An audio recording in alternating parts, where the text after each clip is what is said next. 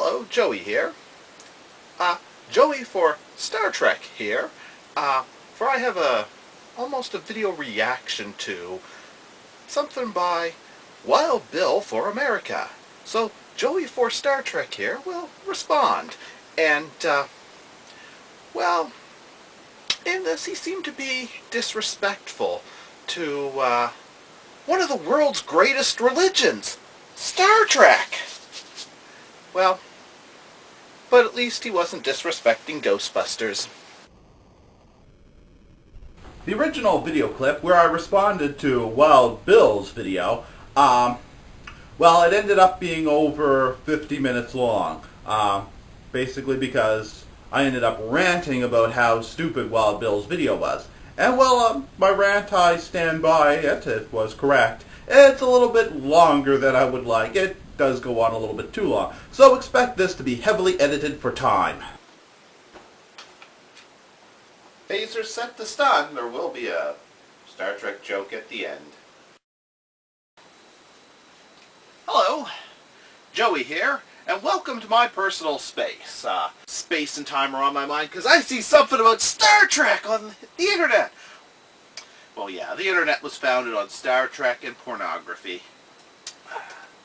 And anyway, I found this really interesting video, and it's about Star Trek. In fact, Star Trek Atheists. So I put on my Star Trek shirt. NX-01, my favorite starship. Alright, so what is this guy, Wild Bill for America? What could he have to say about Star Trek? Alright, what are we going to see here? Hello everybody, Wild Bill for America here. Danny wrote me a note saying, religion is a substitute for a real understanding of the universe. It's designed to console those who want a comforting celestial father who will keep them alive after they die. I accept evidence and don't have enough faith to believe in fairy tales such as God. Okay, so somebody sent him a letter and they analyzed religion as what they believed to be something made up to make people comfortable. Well, personally, I think it was also modified to control people, but you know, that's a pretty good description of it, and Wild Bill is going to give his thoughts on this, and somehow it has something to do with Star Trek Atheists. This guy, Wild Bill, who's dressed up with a cowboy hat. Well, Danny's YouTube picture is a Star Trek badge, so I have a... Oh boy, Star Trek badge! I have one of those in the other room. I got it many, many years ago. Looks like the Next Generation pin. One of my favorite designs ever. A symbol of, you know, it's a science fiction show, but it's always been one of those science fiction shows that kind of represented a hopeful future. Alright, so what about his Star Trek badge? Pretty good idea where Danny gets his real understanding of the universe. Well, the way he talks about using reason instead of what could be easily dismissed as fairy tales to understand the universe would indicate he gets his understanding of the universe from science. Okay, let's move along. But Danny's note was one of the few that had no spelling or punctuation errors. It's sad that those are so rare that they stand out. Oh, well, he didn't have any typos. That's kind of a good thing. I mean, anybody can do a typo, but Wild William here seems to, that really stands out for him. Okay. Alright, but anyway, alright. Anyway, Danny, you don't believe in God, so let me ask you this. Where exactly have you looked? Did you look as far as Montana? Are we supposed to find God in Montana, or somewhere just beyond Montana? Has God been hanging out in Montana? Okay, and anyway. I doubt it, and I'm quite certain that you've never looked behind Venus or Jupiter. Is this guy indicating he's been peeking around behind Venus and Jupiter?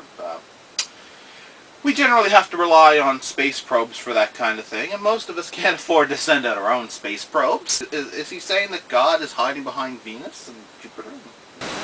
Is it possible that in the vast expanse of the universe that an all-powerful being could exist that cannot be detected even with warp drive and sensors? Nobody really has warp drive.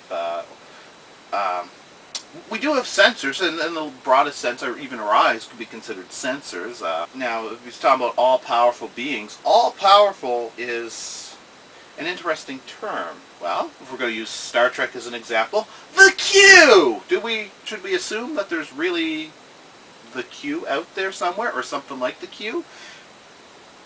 No, I mean, that's a science fiction thing. I suppose it's possible something could evolve to be that advanced. But, then again, it's also probable they couldn't. You never know. But anyway, so we're talking about all-powerful beings. You say that you accept evidence? Really? I find that hard to believe. We have eyewitness accounts of the life of Jesus Christ that would... He said what? We have eyewitness accounts of the life of Jesus Christ that would... Holy crap! How old are those people? Most of the stuff I've heard about him says he was supposed to be somewhere around 2,000 years ago.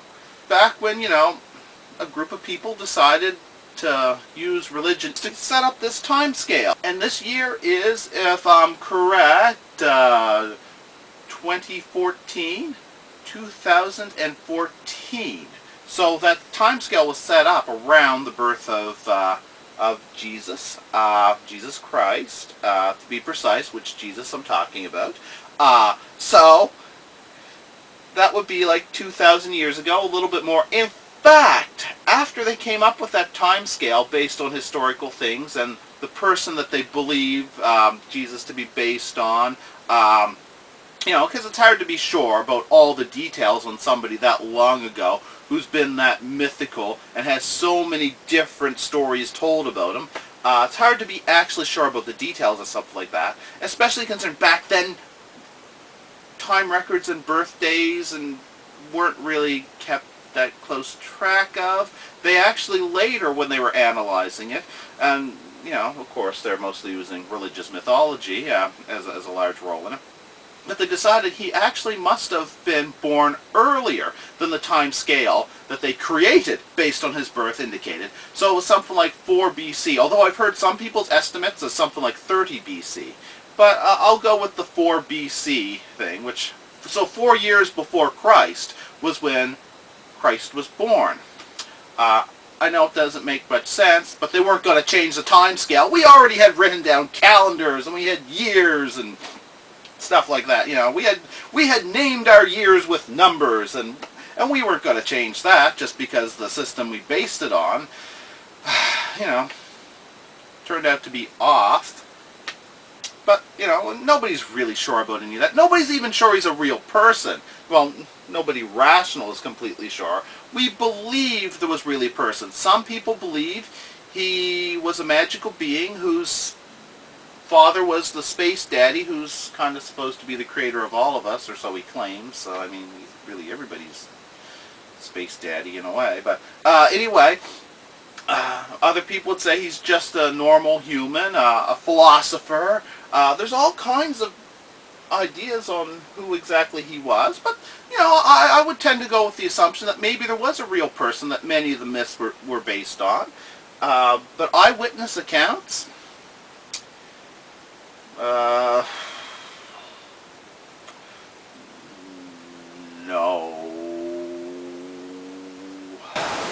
Stand up in any court of law. What? The eyewitness accounts of Jesus would stand up in any court of law. No. Well, maybe. Wild William here might know some very unusual court system. There's a lot more to base, the existence of Buddha or Mohammed on, but, the Dalai Lama, I think people have seen the Dalai Lama. There are eyewitness accounts of the Dalai Lama. Man, this isn't as Star Trek goes, we're not getting a lot of Star Trek out of this. I'm disappointed in you, Mr. Wild Bill for America. Oh, Wild Will. Wacky Will. What are we talking about anyway, Wacky Will? Alright, let's see. Archaeological evidence supporting just about everything in the Bible. Actually, there's a lot of statements that would contradict that by serious people. Okay. And we have historical evidence that Jesus Christ impacted the world more powerfully than any other man. That could be true! Think of all the holy wars! Do you think he'd really be happy about all the things that were done in his name? Yeah, he had a pretty big impact on the world. My question would he be happy about it? And if he was, maybe he's not the hero we make him out to be. Because, the Dark Ages. Christianity in the Dark Ages. You can't have one without the other. Actually, you might be able to instigate the Dark Ages with a substitute for Christianity, but, our actual timeline, our actual real-world history, Christianity, the religion that has Jesus' last name in it, Jesus Christ. Just again, to be precise, that's the Jesus we're talking about. Ever. He actually split history. Even those who... He split history? Is that like a two timelines thing? Is he a time traveler? He split it. Okay. don't believe in him sign their years as either BC or AD.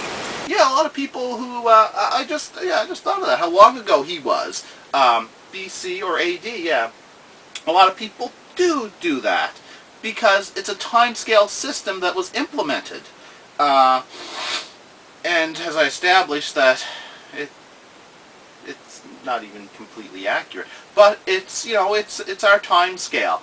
It's our contemporary time scale. It's a common time scale used by many nations, most of the Western world.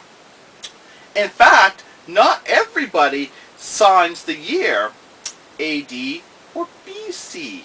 I myself kind of like BCE for, what he would call BC. And for AD, I usually put CE, which CE, depending on who you ask, either stands for contemporary era or common era. And I'm okay with either of those, and they make sense, because it's the era we all use. For whatever reason it was come about, it works. This year is a number. Next year will be one number higher. When January 1st comes about, it'll become 2015. Timescale. It works, A year passes, we go up a number, but yeah, even if, at some point or time, many of us used AD and BC, some people use the Hebrew calendar. There's other calendars, Okay, but anyway, let's just see what this person, Silly Bill, he seems to be getting a little concerning here, but let's continue along. The resurrection of Jesus Christ was documented by both Jewish and Roman writers. So, what evidence are you waiting for? A lot of writers, made stuff up, and even if somebody found absolute proof that it was written at the exact time and an exact document of his resurrection, that he came out of, the cave, 3 days later or whatever, they rolled back the rock and there he was. He also wouldn't be the first person who was beaten to death, or at least looked like it, and, actually didn't die and came out of a near comatose state. So, Wild Willie, you're concerning me. You're not impressing me with anything. You're concerning me. You're talking about the stories that a lot of people disbelieve for good reasons, and even the people who choose to believe them, can't say that it's absolutely certainly documented, not appear to sound rational. I suspect that you're in the same boat as millions of other people. You don't believe because you don't want to believe. Well, that is an interesting thought. I've always wondered why people want to believe. People tell you you should believe in something, even if it doesn't make sense. Doesn't the truth matter? Shouldn't you be trying to find out what is true? If somebody is lying or bullshitting me, to me that's an offense. Almost a little bit offensive, Mr. Wacky Will. You're talking about believing, but you seem to have no interest in truth. The existence of God interferes with their pursuits of illicit pleasures. Many who hold those kinds of beliefs tend to worship at the altar of orgasms. Ooh, orgasms! Mr. Wild Bill, are you coming on to me? Wow, orgasms. Pursuit of pleasure is their reason to live, and damn anything that gets in the way of orgasms, anytime, anywhere, and with I don't hear a no. anybody. The existence Woo! of God would mean accountability to him, so many simply shove that possibility aside and try to convince themselves that they are too intelligent to believe such things. Too intelligent to believe such things. Well, now we get to something real here. He's basically saying, well, he's bringing up people wanting to have sex and people being ashamed of sex. Well, that's actually something burnt into culture. Religion, they played a pretty damn big role in that, didn't they? Completely secular morals would be separate from that when you're not harming anybody. It would come down to things like you should be ashamed of hurting people. You should be ashamed of mistreating people. You should be ashamed of lying to people. Sex wouldn't come into that. But no, it's basically religion that gives us a reason to be ashamed of sex. But that said, most people have that ingrained in them because religion is so heavy in culture. But you know, it's not really saying no to religion that makes you consequence-free. I mean, if we have certain social values or even universal values on sex, the religious tend to go to religion to repent. How often have you seen people do horrible things and like, I'm okay, I repented, I go to church, I'm a good church-going guy. That's it's a stereotype, but it actually plays out in reality. That is something that happens. The religion is the way to go, the consequence-free thing. I mean, you say your Hail Marys or you give it the collection plate, you go to church, and all of a sudden you're forgiven. Everything's okay. Religion is often used as a way for guilty people to just do something that makes them say, hey, I'm okay.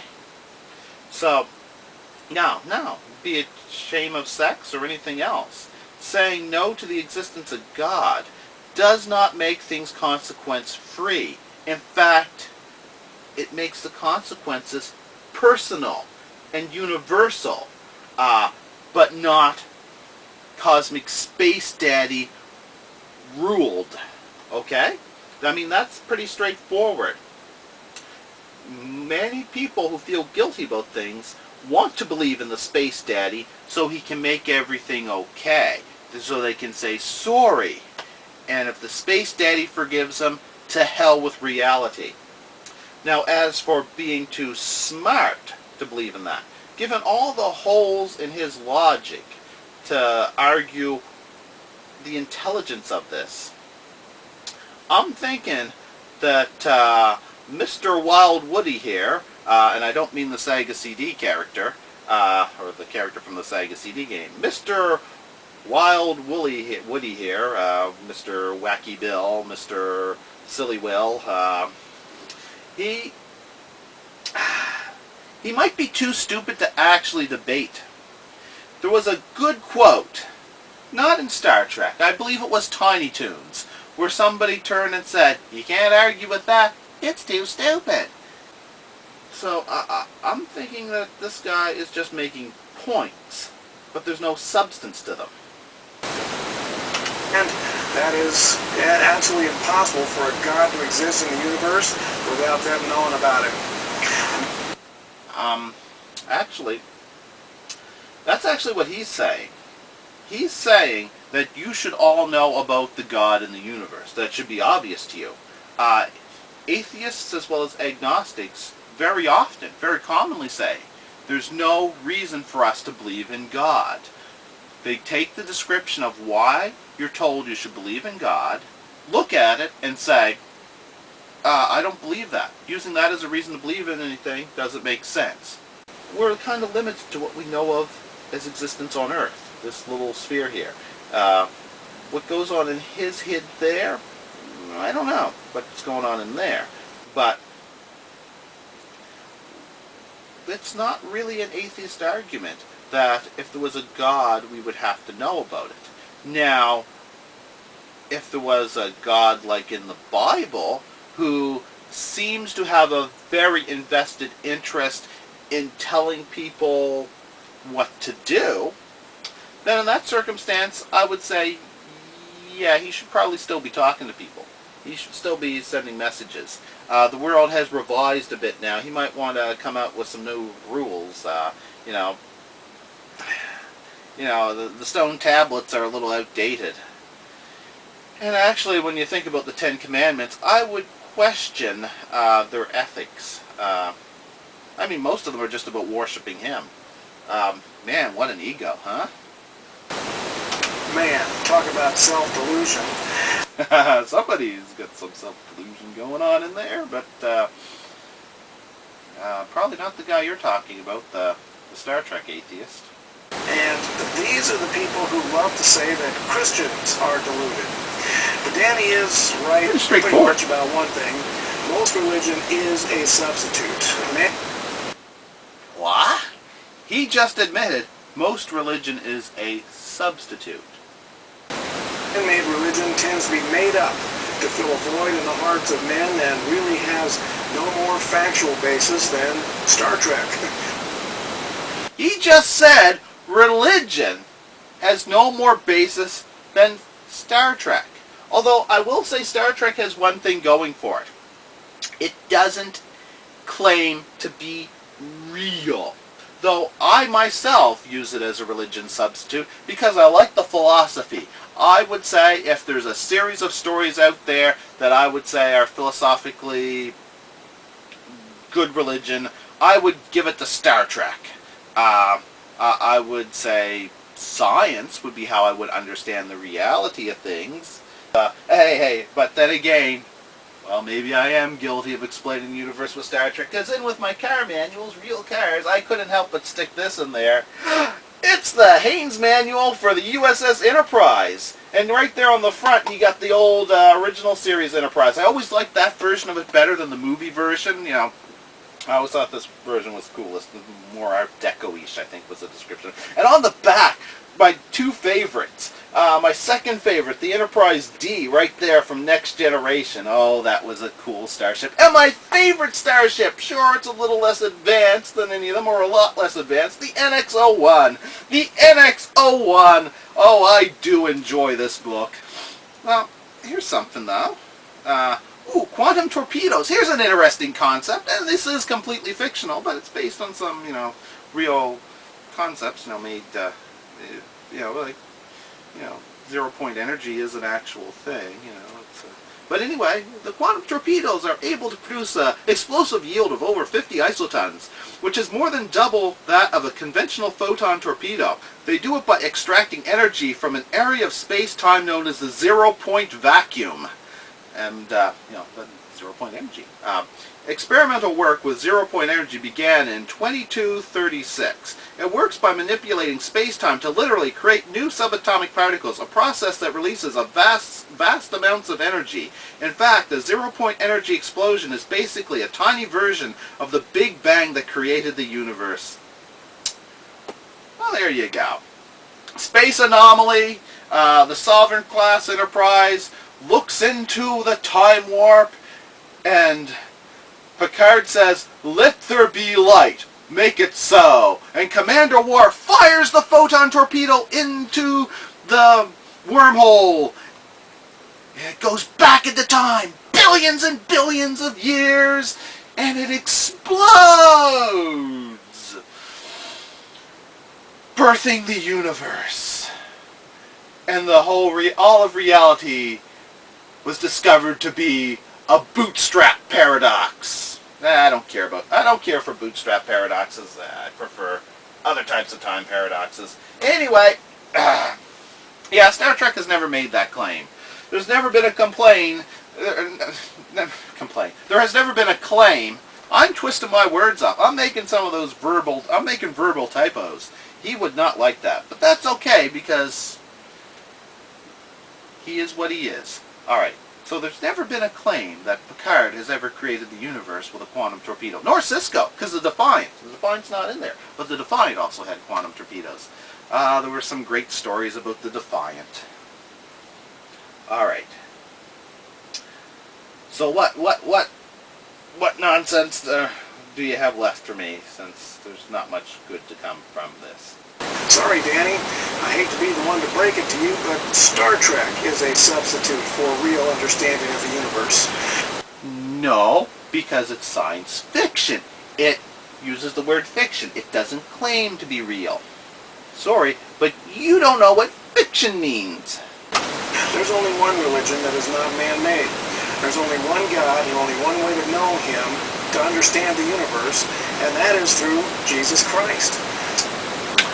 I think this guy is either... Excuse me. That could be the best response to him, just another burp. I should have burped louder and said, my response to that is... And that might have been too stupid to argue with, but it would have been appropriate. I should have just vomited at him, but, just make a mess on the screen. Alright, he's saying that he's absolutely certain that the one religion he happens to believe in is the one true one.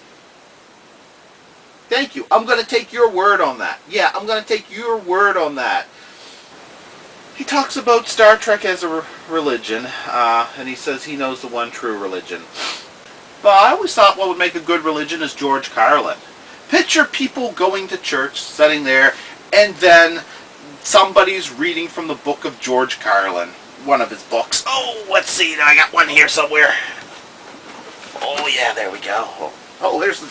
Oh, I got my other George Carlin books are in the other room, but here we go. 3X Carlin, an orgy of George. Oh, there's good stuff in this because George Carlin could see through bullshit. So I always thought, that would make a good religion. Don't talk about him like he's a magical being. Just sit down and enjoy somebody who could see through the bullshit. For today's sermon, we will start with a reading from Brain Droppings. And then after that, we'll have a reading from Napalm and Silly Putty. However, after that, we will finish off today's sermon with a reading from When Will Jesus Bring the Pork Chops? And you know what? Star Trek had some great philosophy. You know what? I think it would be nice, everybody went to church and then talked about, why Picard, was willing to take an arrow through the chest rather than be worshipped as a god, because religions do horrible things. He doesn't want to create a religion, so one based around him would be offensive, how beautiful the story The Inner Light was, how kick-ass it was when the Klingons attacked Deep Space Nine and they started firing the photon torpedoes and the phasers, and that was kick-ass, yeah. But, but also, good George Carlin religion is what I always thought would be nice. People just go in, sit down, and listen to somebody who published a lot of work. This would make an awesome Bible about enjoying and laughing about, seeing through the bullshit that we're forced to deal with. Bullshit like this. And I don't think I'll get my Church of George Carlin. Maybe one day I'll get a Church of Star Trek. That would be something worth aiming towards. So, Danny, if you want real understanding, toss that Star Trek costume and pick up a Bible. He probably doesn't actually own a Star Trek costume. I had a Halloween costume that was a Star Trek uniform. It was one of the, I don't know if it was the last time I went out on Halloween. I'd kind of like to have a Star Trek costume, actually. Now, think of all the people that dress up like sports stars and dress up like musicians. And if I were to dress up like something, I'd like to dress up as something good. I think I want a Star Trek costume now. I wonder what happened to my old Halloween costumes. I have no reason to assume that that guy has a Star Trek costume. He put up a little avatar. And this guy here is saying, you know, put down the Star Trek costume and pick up a Bible. And by the way, the Bible is not a good way to find out about reality. Sorry. It just ain't. Now, for real science, I'd grab one of Stephen Hawking's books for reality. If you want some philosophy, I'd go with Star Trek or George Carlin, you know. But, you know, to each their own. You want to go crazy? You can go crazy. In fact, I would say you are going crazy. If you agree with this message to Danny, then please consider becoming a monthly donor so that this message can reach more people. He is a church. He is a church. He just asked for money. He preached about how his one religion is right. Star Trek is just another religion, and all those other religions like Star Trek are just wrong. And he preached to us, and then asked for a donation. Wow. Willie Bill, you are a piece of work. This is Wild Bill for America. Thank you for watching. Wild Bill for America. You know, that's actually a lot of space. That's 2 whole continents. Though I'm pretty sure he's probably just referring to the United States, so that doesn't include me. So he's not concerned about me anyway. I'd actually be honestly surprised if he was actually concerned about the whole United States. I think he's mostly just concerned about his culture. I'd say he's a culture warrior. He's a Bill O'Reilly dumbass, you know? He's a culture warrior fighting for his... and yeah, I think that's his orgasm face right there. He's got an open bowl. He looks like under... Yeah, I mean, he might just be wanking. I don't know. His shoulders weren't moving. I think there might be something going on down there. Just look at that face. He's just like, well, give me some money. This is Wild Bill for America. America, bless God. Again. America, bless God? Really? Well, I suppose God bless America is kind of like a demand. You're saying, God bless America! Come on, bless it! Bless it! So I suppose America blessing God could be a little bit more humble. But then again, it would indicate that America's in the position to bless God. It's usually the more powerful supernatural being that blesses the lesser thing, the thing that is lesser, you know. So maybe he's saying America is above God. You gotta believe in God. But just remember, America is higher than God. And by America, I mean Wild Bill's America. But, you know, Wild Bill, I mean, I've been meaning to look that up. Wild Bill, let's see, Wild Bill. He took his name from, let's see, Wild Bill Hitchcock, I believe. From, you know, a crummy time in history, the Old West. Blah, blah, blah, blah, blah. Gunfights, a lawman, but he was kicked out of that. He's a racist. He's a villain. He's a general villain. He's a scumbag. So, Wild Bill for America is a jackass who took his name from a historic scumbag. So, Wild Bill, you gave me a lot to think about how much better off we'd be with Star Trek as a religion. Good job, Wild Bill. Good job, you jackass. Greetings, friends. I am here to bring you the word. In fact, the word of one of our more recently uncovered testaments. Not so long ago it was discovered in the Dead Sea Scrolls. I'll bring you our holy book of Genesis, or as it's known in its original Hebrew, Star Trek Enterprise Season 1, where we learn of the great Henry Archer, who was the creator, who gave his only son the NX-class starship, the NX-01 Enterprise. Then perhaps we'll move on to the great God-buster, James Tiberius Kirk, whom fought many hostile, powerful, energy-based beings. Or perhaps then we'll look at St. Scotty's Guide to the Enterprise. And then maybe Star Trek II, where Spock gave his life so that we may be forgiven for our sins. And then, on the third sequel, he rose from the grave. Then we'll move into the next testament, where the great Picard will prevent individuals from believing he is a god, for creating religions is generally a bad idea. And he will taketh an arrow through his mechanical heart to avoid that ever happening. And who watches the watchers? Then we'll learn from the great prophet Benjamin Sisko as he deals with holy wars from beyond.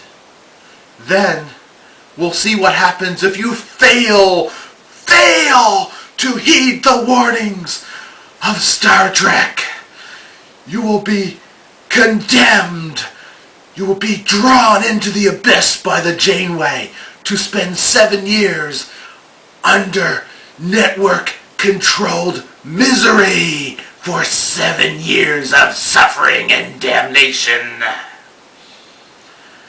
So come along, friends, and learn from the great holy Star Trek.